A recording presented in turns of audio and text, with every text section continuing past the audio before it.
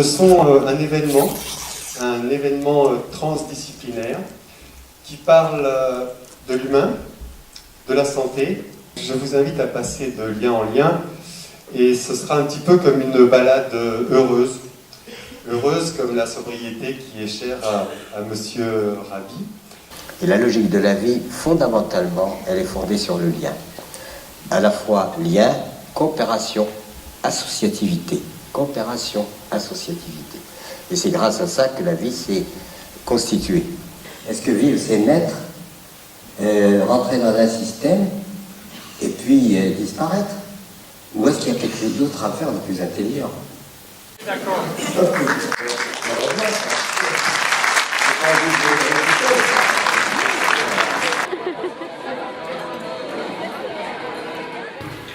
La question couvre l'art, le corps et la communauté. D'abord, marcher c'est quoi? D'abord, marcher c'est mettre de l'air entre les jambes. On peut dire que les appuis, marcher c'est laisser passer de l'air entre les jambes. Ce qu'on partage, ce ne sont pas des objets, ce ne sont pas de la communication, ce ne sont pas des affects. C'est impartageable, on croit qu'on partage ça. C'est le rien, c'est le vide, c'est l'écart. Et la parole, c'est simplement, c'est de l'air.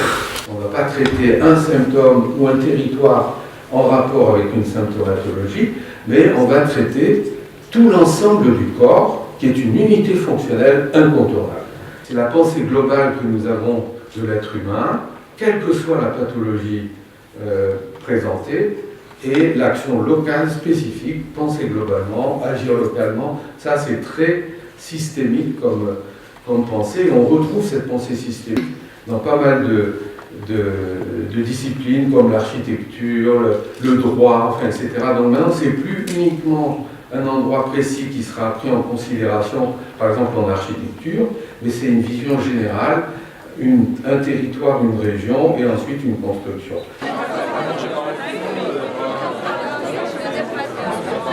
Ce que les sociologues ou même les philosophes ont montré, c'est que bien sûr cet individualisme contemporain, il ne s'agit pas de le nier, il existe, on témoigne de l'incomplétude de l'individu, ça c'est l'expression d'un économiste philosophe Jean-Pierre Dupuy, mais de l'incomplétude de l'individu, l'impossibilité pour lui d'exister sans l'approbation des autres. Un focus qui va diriger tous vers l'intérieur, et l'extérieur à l'intérieur, dans l'espace, dans l'environnement.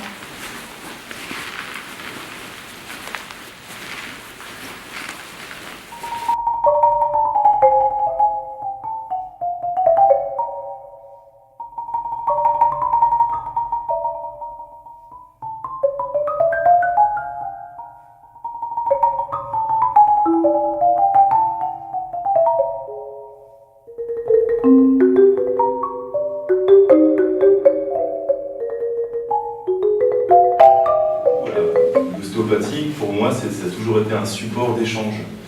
Et puis même le terme d'ostéopathie communautaire, pour moi, il serait presque à définir. C'est-à-dire, c'est ce que l'ostéopathie d'une communauté, comment une structure qui ne soit pas forcément institutionnelle, qui peut être associative ou collective, va pérenniser en fait le soin, continuer en fait dans l'environnement du patient qui vient de se faire traiter. Je sais pas. Alors n'hésitez pas de vous déplacer, de passer le pinceau au voisin.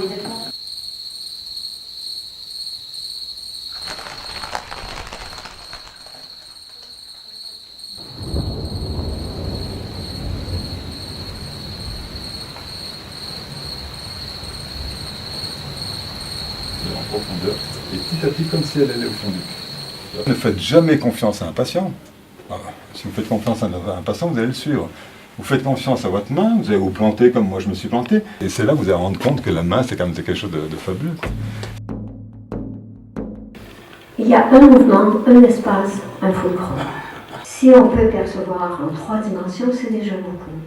C'est-à-dire que ce n'est point linéaire. Ce mouvement involontaire est connecté à la santé. On a spolié de leurs amours. À l'aide, vengez votre père abattu. Envoyez-moi mon frère. Électre, fille de la plus misérable des mères, pourquoi te répandre sans cesse en plaintes inassouvies? Vous venez consoler la peine qui m'épuise. Je le sais, noble cœur. Salue en lui le fils du sang royal. Au reste, ce que j'ai fait pour lui s'en souvient-il encore? Mes messages, les oublie-t-il? Quand se résoudra-t-il à paraître? Courage, ma fille. Courage. Le grand Zeus voit tout et règle tout. Il faut lui confier l'excès de ton chagrin et laisser reposer ta haine. Le temps est le dieu qui aplanit tout. Le fils d'Agamemnon ne t'a pas oublié. Écoute-la avec ferveur et pour nous tous. Exauce-la.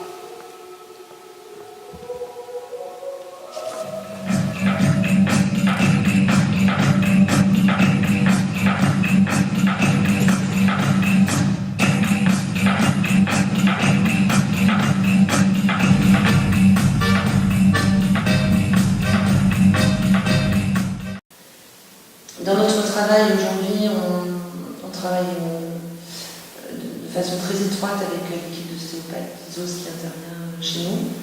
Et du coup, ça m'a énormément ouvert depuis quelques temps déjà l'ostéopathie. Et le fait que les colloques qu'ils organisent, je trouve, sont très divers et apportent beaucoup de choses dans plein de dimensions.